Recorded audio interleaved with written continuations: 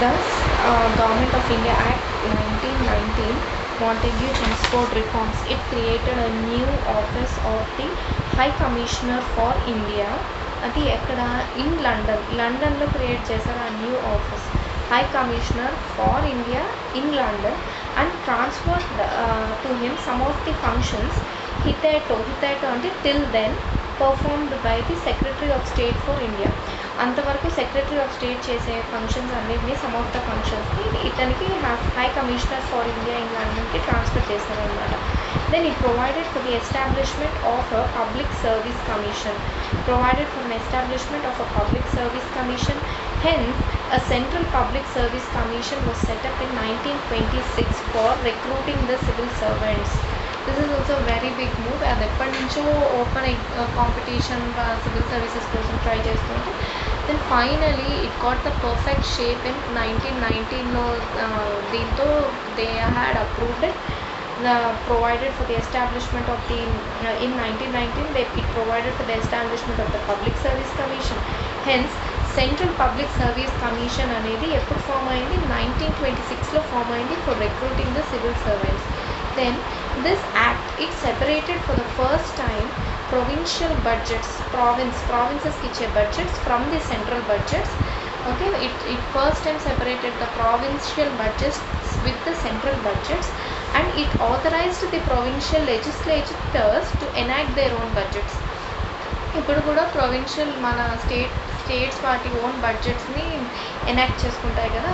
So అలానే అప్పుడు కూడా this act it authorize the provincial legislatures to enact their own budgets, separate చేసేసి బడ్జెట్స్ని. Then it provided for the appointment of a statutory commission. It provided for an appointment ఒక statutory commission appoint చేశారు. ఎందుకు? To enquire into and report on its working. ఆ statutory commission ఏది? It was the famous Simon commission. So ఒక statutory కమిషన్ని appoint చేశారు. ఎందుకు appoint చేశారు ఆ కమిషన్ని? To enquire into and to present a report on its working after 10 years of this act coming into force. ఈ act వచ్చిన 10 yearsకి ఫామ్ అవ్వాలన్నమాట ఆ కమిషన్. సో వీళ్ళు ఆ కమిషన్ వాళ్ళు చేంజ్ చూస్తారనమాట. వాళ్ళ యాక్ట్లో చెప్పినవన్నీ how much they have done, they will inquire into they will report on the working of this act అనమాట. Then Simon commission has come thus. Then in November 1927 itself, that is 2 years before the schedule, the British government announced the appointment of a 7-member statutory commission under the chairmanship of Sir John Simon. So the British government it announced the appointment of a 7-member statutory commission under the chairmanship of Sir John Simon to report on the condition of India. Okay, then report చేయాలి condition of India under its new constitution. Condition of India to report on condition of India under its new constitution మీద వాళ్ళని report చేయమని sir John Simon కమిషన్ని November 1927లో appoint చేశారు, 2 years before the schedule. Then all the members of this commission, 7-member commission, all the members of this commissions were British, and hence all the parties they boycotted this commission. All our Indian parties they boycotted this commission. Then the commission submitted its report in 1927 Novemberలో వస్తే 1930లో after 3 years they submitted their report and it recommended the abolition of the diarchy. 1919లో ఏదైతే వాళ్ళు dyarchy అనేది పెట్టి bicameralism ఇదంతా పెట్టారో దాన్ని abolish చేయండి. It recommended the abolition of the dyarchy and extension of responsible government in the provinces. The responsible government, extension of the responsible government in the provinces, and establishment of a federation of British India, and establish చేయాలి ఒక federation of British India and princely states and continuation of the communal electorate and so on. So ఏమేమి recommend చేస్తారు? First recommendation వచ్చి abolition of dyarchy, second one వచ్చి extension of the responsible government to the provinces, third one వచ్చి establishment of a federation of British India మన British ఇండియాని princely states ఏవైతే సెపరేట్గా ఉన్నాయో రెండింటిని కలిపి ఒక ఫెడరేషన్ చేయండి అని చెప్పారు. Federation of British India and princely స్టేట్స్ని ఎస్టాబ్లిష్ చేయండి అన్నారు. ఫోర్త్ వచ్చి కమ్యూనల్ ఎలక్టోరేట్స్ ఏవైతే జరుగుతున్నాయి, సెపరేట్ ఎలక్టోరేట్స్, కమ్యూనల్ ఎలక్టోరేట్స్, దాన్ని కంటిన్యూ చేయండి అని చెప్పారు. So and so on. So to consider the proposals of the commission, the British government it convene 3 round table conferences. Okay, ఏది వీళ్ళు ప్రపోజ్ చేసిన ప్రపోజల్స్ టు కన్సిడర్, ఈ ప్రపోజల్స్ని కన్సిడర్ చేయడానికి, commission ఇచ్చిన ప్రపోజల్స్ని కన్సిడర్ చేయడానికి బ్రిటిష్ గవర్నమెంట్ ఏం చేశారు, they convene 3 round table conferences, okay, of the representatives of the British government representatives మన ఇండియన్స్తో 3 రౌండ్ టేబుల్ కాన్ఫరెన్సెస్ పెట్టారనమాట. దెన్ ద బ్రిటిష్ ఎవరెవరు with the representatives of, first వచ్చేసి బ్రిటిష్ గవర్నమెంట్, సెకండ్ వచ్చేసి British India, and third వచ్చి princely states. వీళ్ళు ముగ్గురు నుంచి రిప్రజెంటేటివ్స్ ఉండేటట్టు చూసుకున్నారనమాట round table conferences.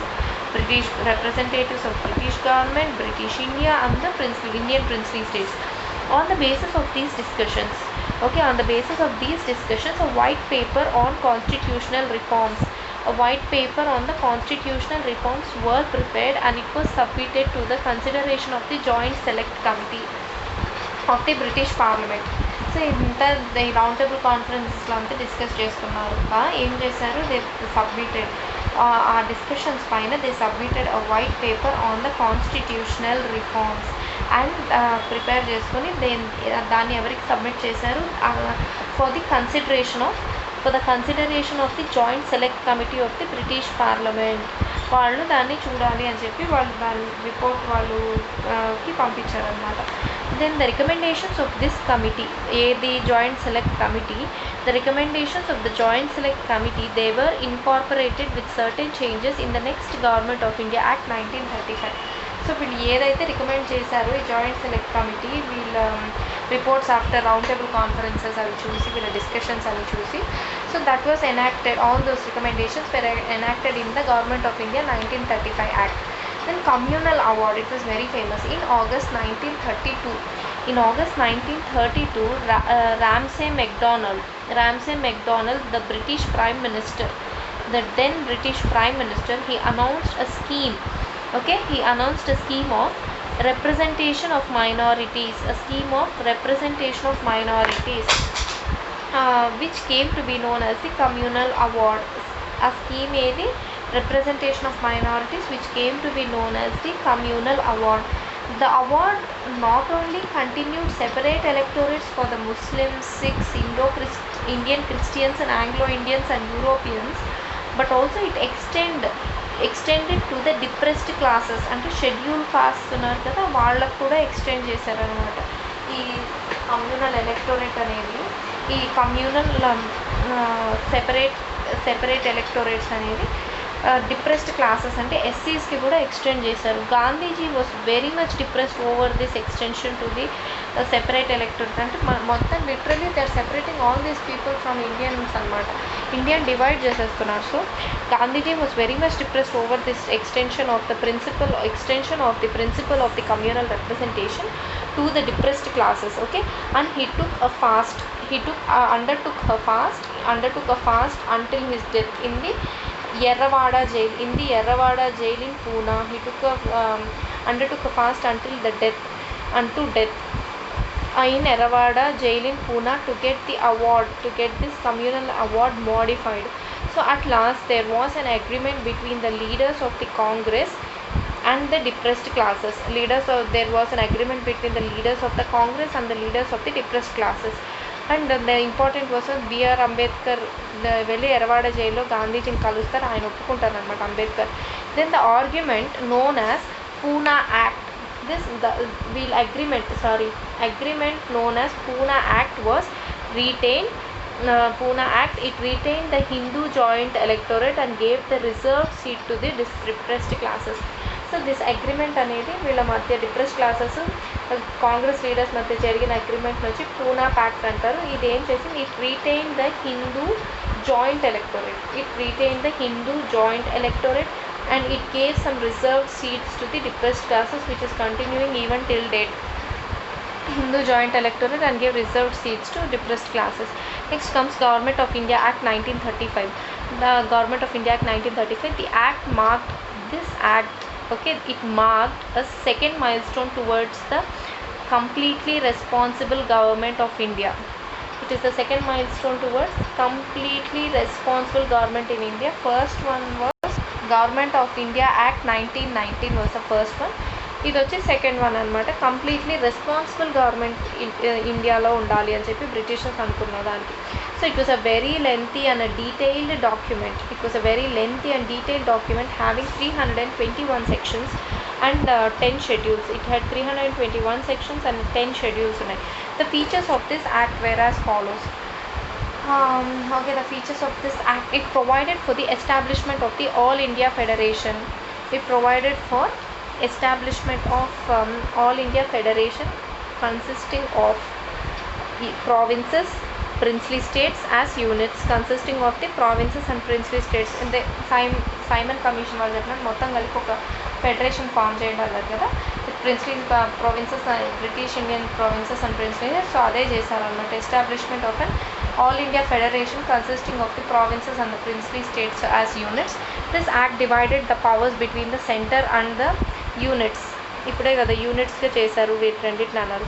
So this act divided the power between the centre and the units in terms of three లిస్ట్స్గా divide చేశారనమాట. ద పవర్ డెవల్యూషన్ అనేది ఫెడరల్ లిస్ట్ ఒకటి for centre. There were 59 items. Federal list for centre with 59 items. Then provincial list for the provinces with 54 items and the concurrent list for both with 36 items. Federal list for the center with 59 items, provincial list for the states with 54 items and the concurrent list for both of them with 36 items. Then residuary powers were given to Viceroy. Residuary powers అంటే ఎటువంటి ఇది తీసుకోలేనప్పుడు, ఆ situation ఎవరికి కానప్పుడు, క్లిష్టమైన పరిస్థితుల్లో ఎవరు who can take the decisions, so the residuary powers were given to the Viceroy. So however, the federation never came into being as the princely states did not join. The federation never came into being as the princely states did not join it. Then this, according to Act of 1935, it abolished the diarchy. Same Simon Commission ఇది కూడా చెప్పాడు ఒక పాయింట్లో. So it abolished the diarchy in the provinces and it introduced the provincial autonomy in its place. It abolished the diarchy and it introduced the provincial autonomy in its place.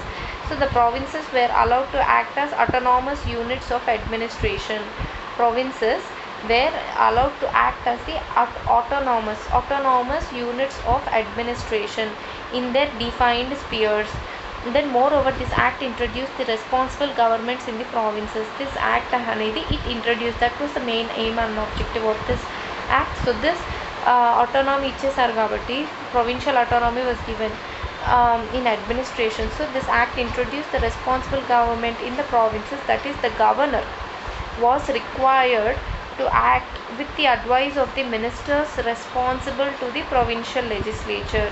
The governor was required to act on the ఇప్పుడు కూడా చేసేది ఇదే, required to act with the advice of the ministers who are responsible to the provincial legislature.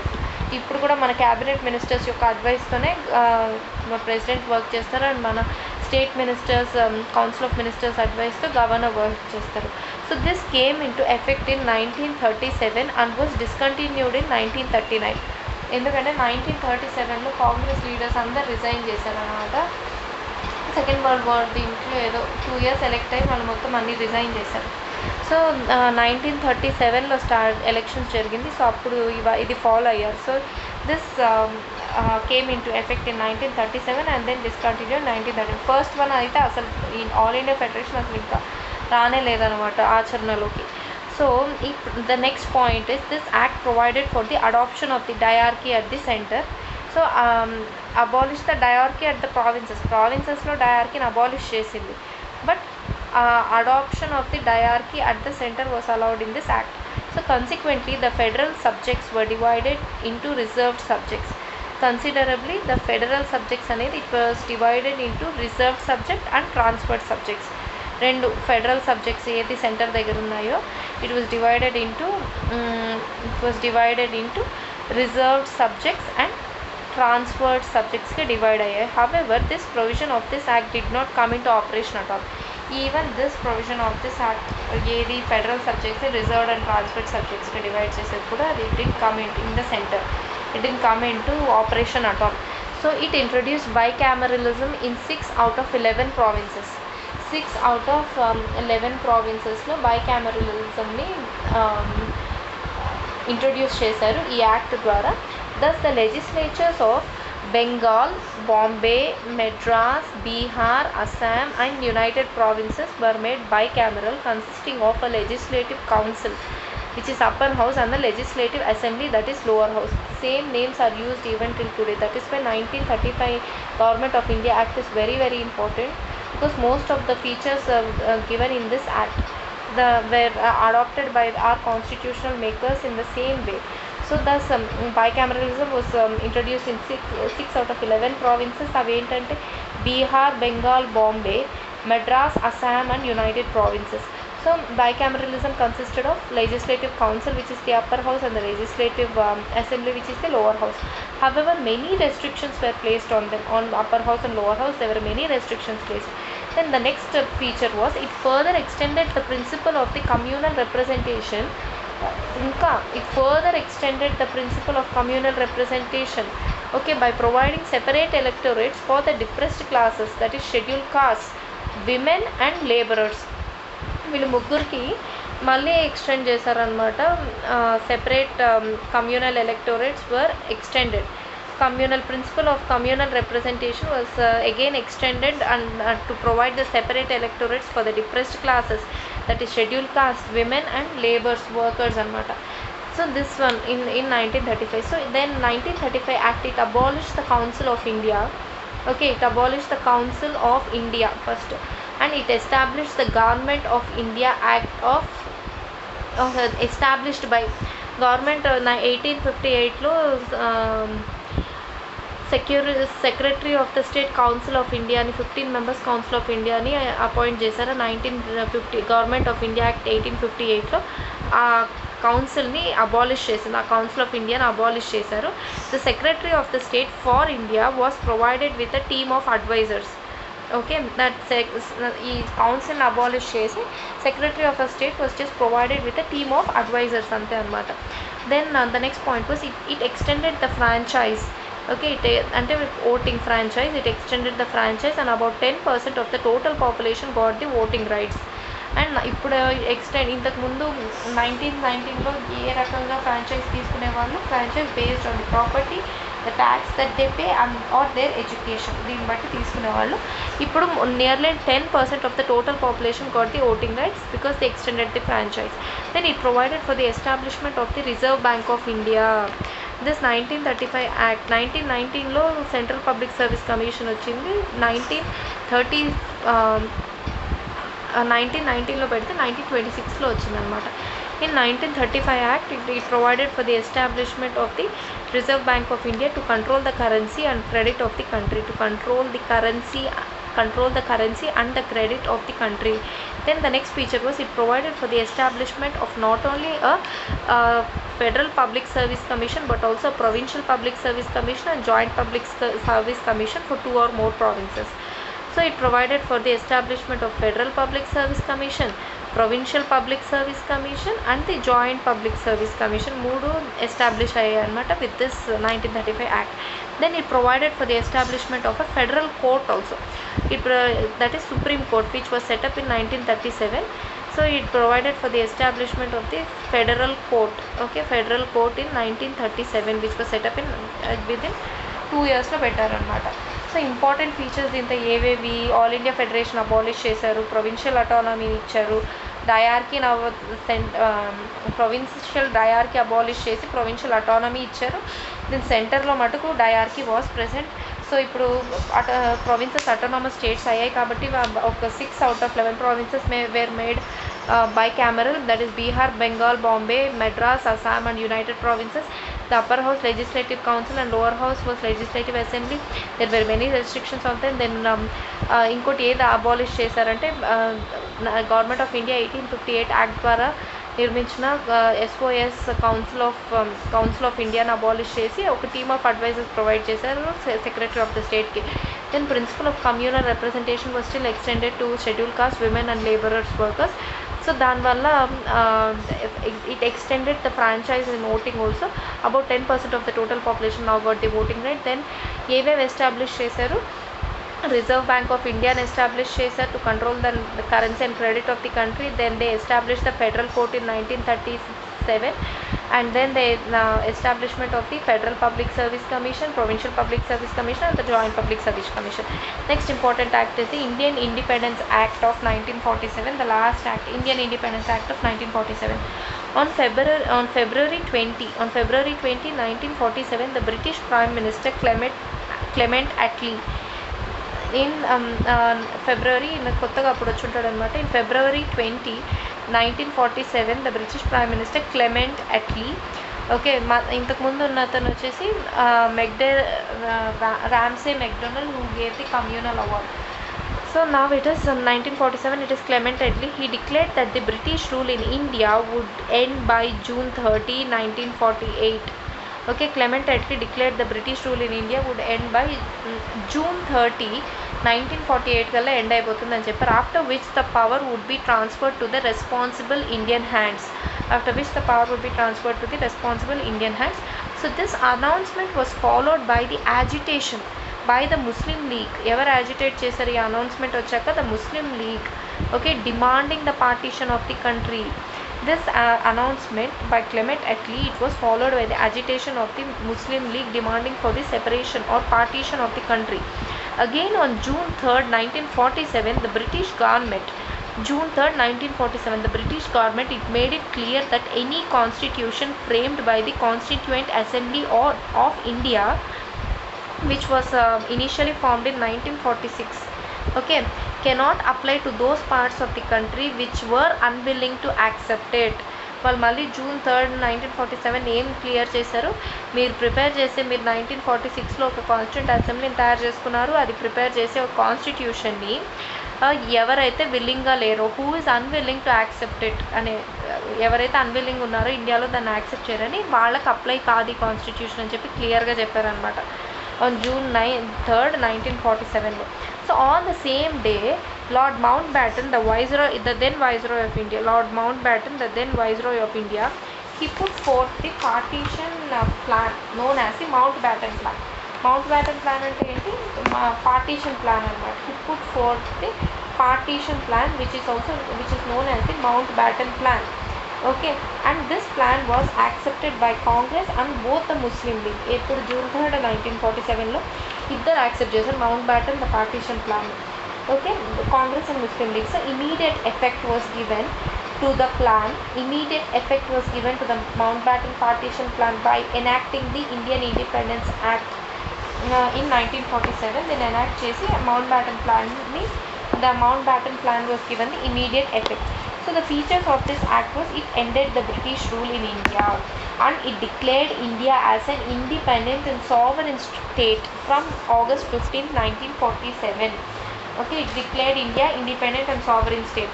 Then it provided for the partition of India.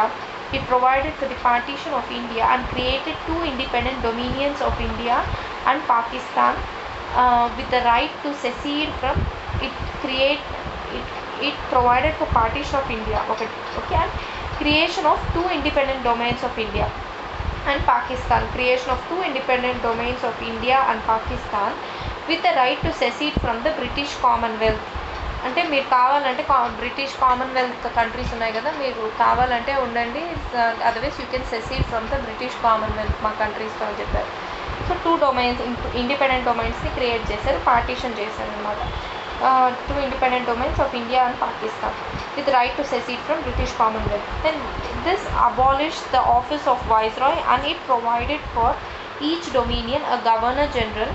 Okay, Viceroy తీసేసి మళ్ళీ back వెళ్ళారు. They abolished the office of Viceroy and they provided for each dominion governor general who was to be appointed by the British king, governor general was to be appointed by the British king on the advice of the dominion cabinet. ఎవరి అడ్వైస్తో king appoint చేయాలి governor general నా డొమైన్లో మన dominion Indian cabinet or Pakistani cabinet. With the dominion cabinet's advice, the British king is going to appoint the governor general to that particular domain, abolishing the viceroy.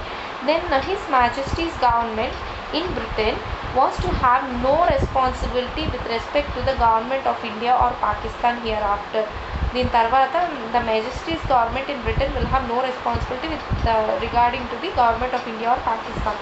Then the next point is it empowered the constituent assemblies of the two dominions to frame and adopt any constitution for their respective nations and to repeal any act of the British Parliament including the Independence Act itself. Okay, so em chepparu you are empowered. Now it is empowered both the constituent assemblies. Okay, both the dominions, they are empowered. This act, okay, it empowered the constituent assemblies it empowered the constituent assemblies of the two dominions to frame and adopt any constitution to their respective nations, for the respective nations and to repeal any act of the British Parliament including the Independence Act itself. Then it empowered the constituent assemblies again of both the dominions to legislate for their respective territories till the new constitutions were drafted and enforced. ఈ constitutions draft చేసి enforce అయ్యే లోపల then appoint some legislature అనేది ఏర్పాటు చేసుకోండి, establish some legislatures okay for the respective territories అని చెప్పింది అనమాట. Then no act of the British Parliament passed after August 15, 1947 was to extend to either of the new domains unless it was extended thereto by a law of the legislator of the domain.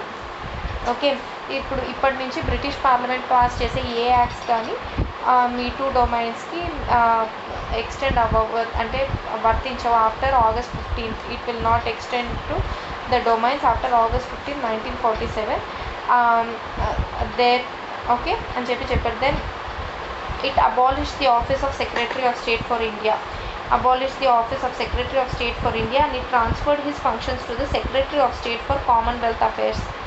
So Secretary of State for India ni అనే ఆఫీస్ని abolish చేసి it transferred his functions to ఎవరికి transfer చేసి Secretary of the State for Commonwealth Affairs కి మార్చారు. The next point is it proclaimed the lapse of the British paramountcy. It proclaimed lapse of British paramountcy over the Indian princely states and treaty relations with the tribal areas. Okay, and from August 15th, there will be a lapse of British paramountcy. అంటే ఇంకా మీరు మమ్మల్ని great అనుకోవాల్సిన అవసరం లేదు. Indian princely states lapse of British paramountcy over the Indian princely states and treaty relations with the tribal areas from August 15, 1947 అని చెప్పారనమాట. అది కూడా one nice thing for Indian princely states. Then it granted freedom to the Indian princely states to either join the dominion of India or dominion of Pakistan or remain independent. This is a very famous thing because Junagadh, Kashmir, Hyderabad వీటి గురించి చెప్తూనే ఉంటారు. So it granted the freedom to the Indian princely states either to join the dominion of India or dominion of Pakistan or to remain independent. So it provided for the governance of each of the domains and the provinces by the Government of India Act of 1935 till the new constitutions were framed. Okay, so me new constitutions frame చేసే వరకు ఇందాక ఏం చెప్పారు, మీరు లెజిస్లేచర్ని ఏర్పాటు చేసుకుంటున్నారు.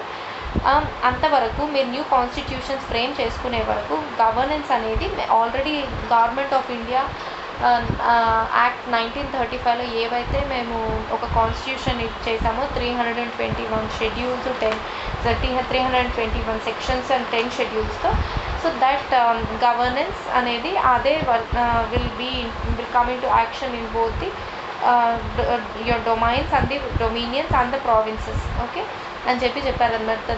The dominions were however authorized to make modifications in this act.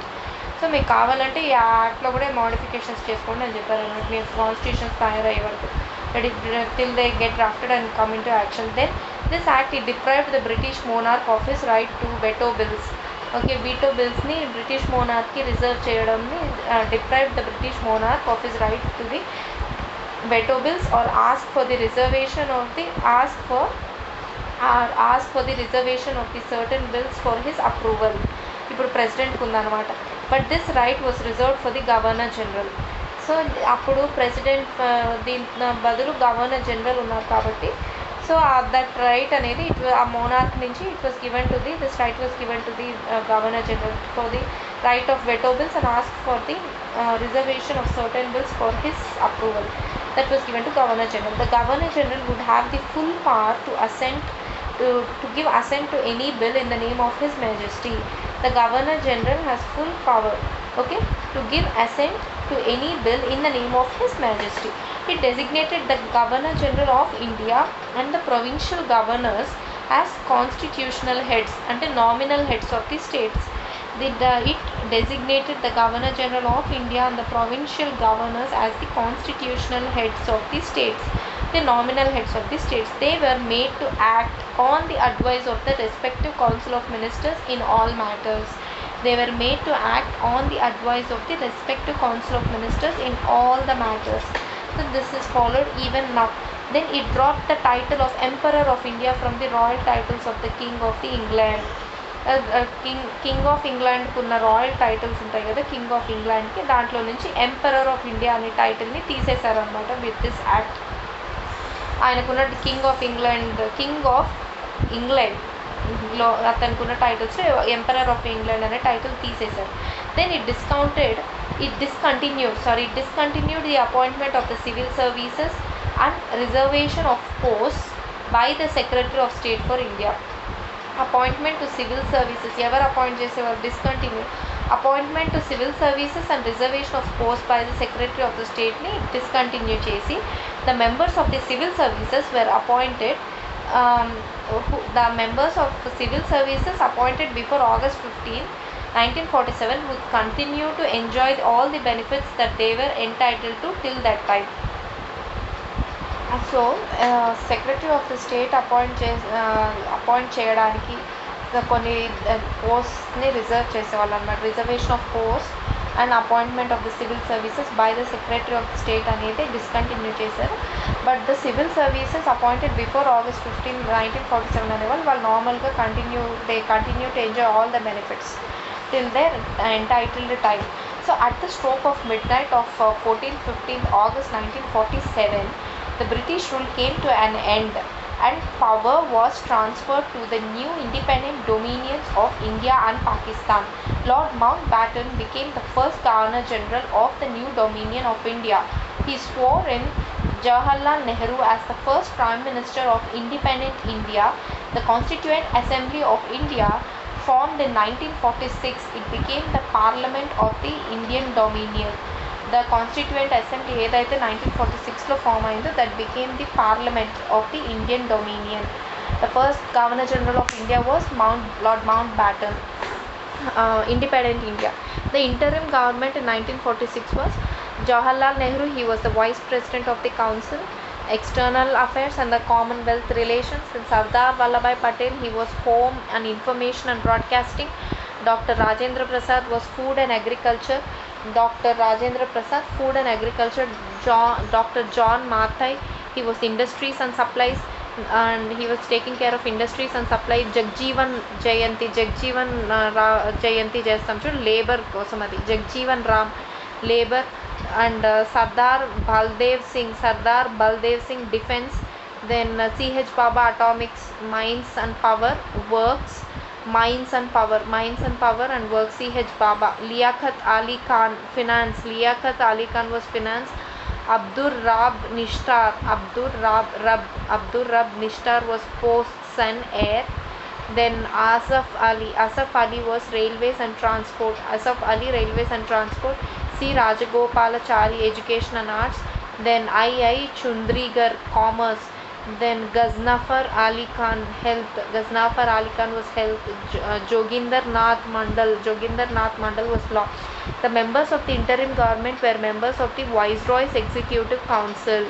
Members of the interim government వీళ్ళందరూ they were the members of the Viceroy's Executive Council.